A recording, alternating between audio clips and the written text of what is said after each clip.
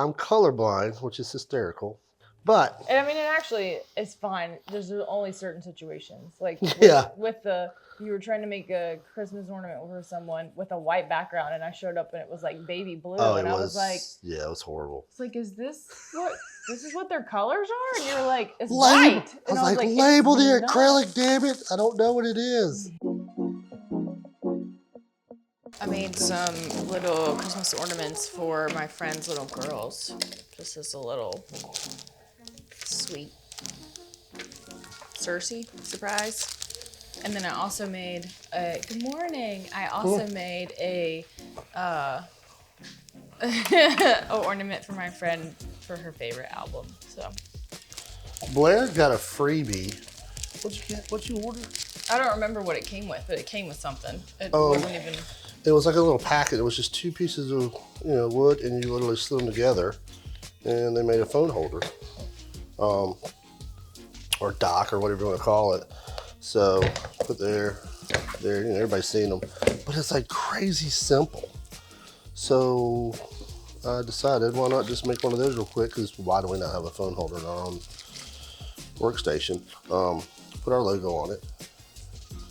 And then, of course, I have to mess with them. Anytime I see something, I don't want to copy somebody. So I did it again, but then I just put like little curved on the feet just to make it look a little, I don't know, nicer. The problem with this business is there's so much that you can do that it's hard to focus on one thing, especially if you have severe ADD. Like we both do. And then so we encourage each other to get off on tangents, which is exactly what happened with that. We were supposed to be working on something else, and we spent. We're supposed to be working on airport side and working on Christmas ornaments, and you're like, hey, look at this. And I like just. Yeah, we just jumped right on. Jack Russell, hyper focused, and just dug in. And then she's like, hey, did you finish that up? I'm like, no, I've been working on this that we have no idea and nobody buying. So, yeah, but it looks cool. Yeah, it's so fun. It's useful for us. So. It is. I found this really pretty green. It's kind of like a muted color green, and I wanted to do something with Christmas, do something for Christmas with it. And I was telling Shannon that I wanted the green, and I wanted a wood, like the wood something or another on it for the contrast. And so he came up with this little cutie. Just to give out as gifts or put on your own tree. Since it is Christmas season, we are just in the mindset of making stuff for Christmas ornaments, things to give to people, things that we could sell. So 'tis the season. And it is November, yes. And so we are fully aware that we are at least a month or 2 behind. Of what? Yeah. When you should already have this stuff done, ready to go, and been promoting for 60 days. So we are learning that we're way behind on when it comes to promoting your company, promoting your products. That's a life lesson that we'll learn next year. Mm-hmm. We'll start definitely earlier. Other than that, it's that time of the year. You got to start making stuff for people who want it, and then you want to make stuff for your friends. You got this, and you can make really cool individual things for friends. And everybody wants something custom. Yeah, like that. Yeah, you came up with a design for them and put thought into. But also like making stuff for ourselves. We really kind of laughed the other night thinking about how there's so much stuff that we could make for ourselves, like the phone holder. Like, why are we not making things for ourselves? Like we do sometimes, but not really. I've been throwing this dang thing around for forever, and then I was like, oh. Yeah, I can make that, idiot. Yeah. So now we have a phone holder that I can see when people call and order stuff, instead of where the hell is my phone at? Oh yeah, that's if you have a laser machine, use it. That's what we're working on today. We do need to still finish up the airport signs to get those out. I know that one of them was a huge undertaking because it was a very large airport with a lot of details. Oh my gosh, Philly. How's that going? Philly is 95% done. I finished it last night. There's 2 different versions. This is what the customer wants. He wants all of this detail. He's big on, these are the runway labels. And Philly's pretty complicated, and that's kind of one of the things he was kind of wanting to portray when you looked at it, but it's just too much. And what I would have to do, the last thing I have to do is have to shrink all these to fit on each runway. So let's see if I got one done. So if I was to take the Y, you'd have to basically shrink it down, come up with a certain size that it's going to fit on top, because this white or teal, whatever you want to call it, is going to be 3D out, but he wants it labeled, and then you got to engrave on top of it. So then do that, or do it the way I like to do it. You strip all that off and see how it looks cleaner, and it looks like a huge labyrinth, which you can actually talk about instead of actually having it labeled. There's some other stuff I want to take off around the edges here and clean it up, because you know me, less is more, or less looks better. Are you still even going to be able to see it on those smaller And ones? that's kind of what I need to talk to him about, is I'd like to burn just a small piece. Mm-hmm. Yeah, because it's dark. The runways are dark. Okay. Taxiways are white. Okay, so you would be able to see it. It's still just going to be very small. I was thinking about the contrast. Small. Yeah. So I'm just trying to figure out what he wants me to do. There. Yeah. Okay. So see, there's the runways in the dark. Okay, gotcha. The dark lines. That's Which also you have to think about what you're putting on the taxiways and make sure that's not going to cover it up. Yeah, that's just too much. I wonder if you could not have to do it all the way down it, and maybe just like at the beginning of it and the end. You know what I mean? Like just somewhere to, if he really wants them labeled, a way to label it somewhat, but not like you don't need it in every single spot here. But that's the purpose, is to show you how difficult it was to maneuver around. Yeah. Then I say, yeah, print something out with it on there, and that way he can see what it's going to look like. Yeah, and if that is what he wants. I think it's just gonna be, it's gonna look like a dirty spot from a distance. I mean, see what I'm saying? She's gonna look like a little dot. I mean, we can engrave that small. It's just gonna. This is what I'm saying. It's like you said, print something out so he can see that it's not going to look like what he thinks it's going to look like. Okay.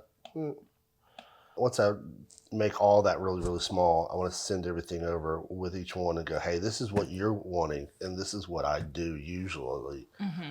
And the reason why I do this is because it looks like this. It looks the best. It's going to look better visually, but this is your piece, and this is your memory. Mm-hmm. So you tell me what you want. So we'll get to that. But we got one we can burn anyway right now. Okay. Yeah, I was about to say, because we have to have this done in a week. Yeah. So we got to start burning stuff for this airport. So let's do the first thing. The most thing that I worry about when making this, there's 3 layers. Is you have a layer with the runways, just lines. Then you have the taxiways, which is in white. And then the gray is the background. And that's the actual piece that's going to fit into the picture frame, and then it has engraving on it. Right. And that's the one that always scares me, because if something goes wrong with that engraving, nothing else lines up exactly. So it's a big piece. It's a big piece, and we have to repaint it, and it's just a pain in the butt. So I always like to start with the small stuff first, just makes you feel better. Then I feel like I accomplished something. So, hey, look, something rang on my phone that's on a stand. So let's do the runways first. Excuse me, let's do the taxiways first. Okay.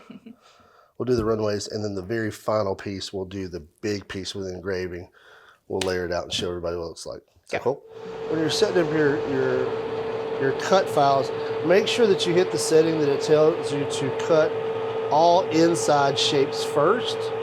As you can see, it's cutting the inside of all the taxiways. And the reason why, if you were to cut your outside shape first and your board for some reason was not pinned down perfectly, or it was perfectly flat, as soon as it cuts that outer shape, it may buckle and warp. And then what happens is everything on the inside is off just a hair. It may not line up perfect. We didn't put any pins on this one because the board was perfectly flat. Typically when we paint everything, we keep all our wood on the storage flat, horizontal, instead of vertical. Vertical has a tendency to make your stuff warp. Any moisture in whatever area you live at, it can affect it either way. But we've just learned to keep everything flat as possible.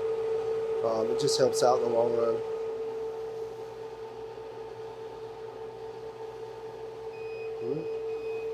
And time to reveal. So there is our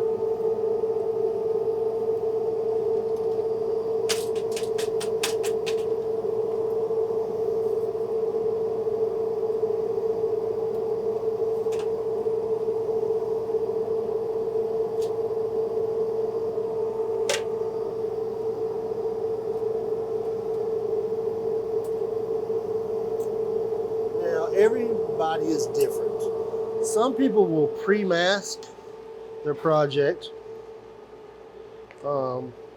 which we could have done and probably should have did. But you see, if you look really, really close, there's like scorch marks. And what that is where the laser machine or the laser itself vaporizes. There's several ways. If you have your airflow can push straight down through the cut.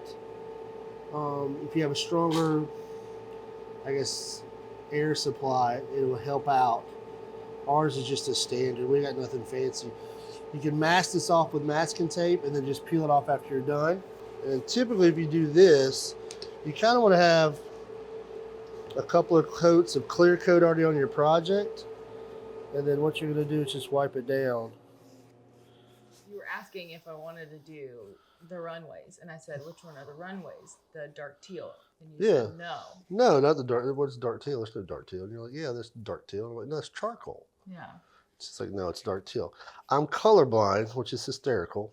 But and I mean, it's fine. There's only certain situations. Like with you were trying to make a Christmas ornament for someone with a white background, and I showed up and it was like baby blue, and I was like, yeah, it was horrible. It's like, is this what their colors are? And you're like, it's white. And I was like, label the acrylic, damn it! I don't know what it is.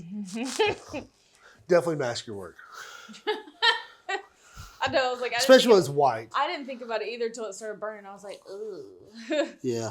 All right, I'm gonna do the runways. Well, thanks. Should I mask this one? This one won't be as bad because it's dark, right? Yeah. I would not worry. Well, it's small. So do you want me to mask it? Yeah. Okay.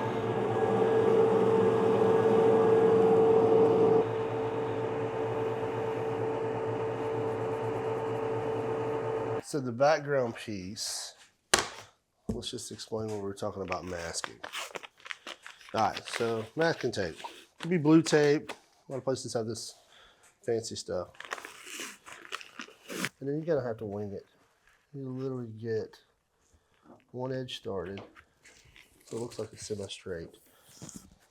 And then some people use like a plastic, I don't know, blade or something. I think Blair uses it.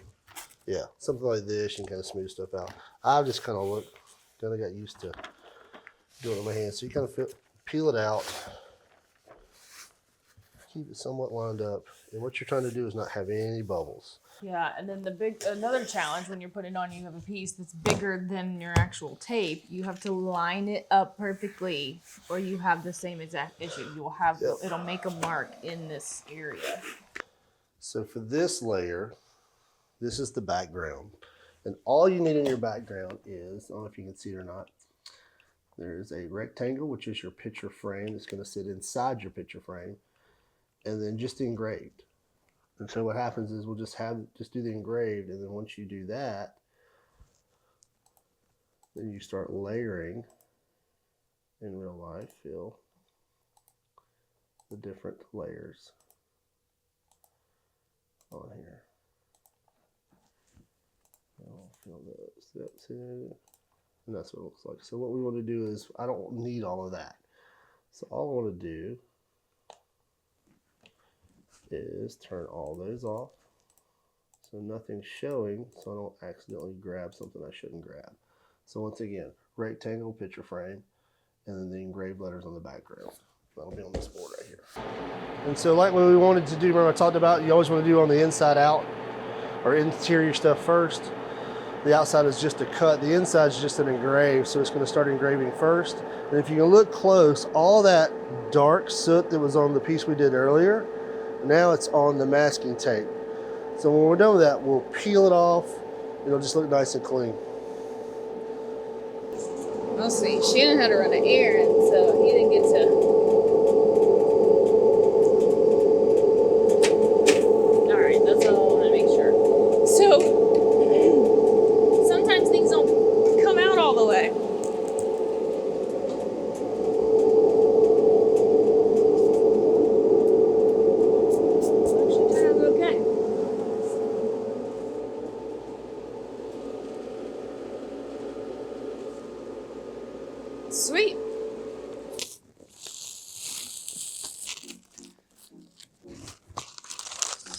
even still with masking, you'll get a little overflash, but you won't have to wipe as much off.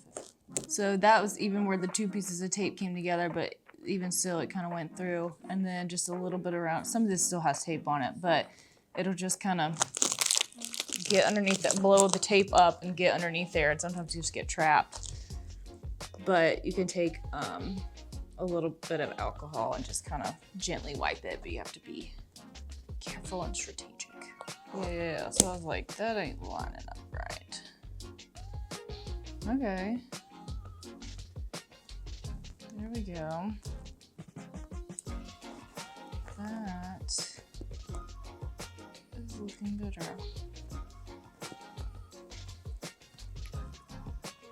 And this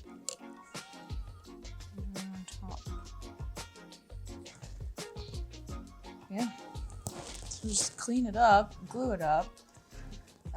Do have a couple little buildings to cut out to put on top of these. But it's coming together.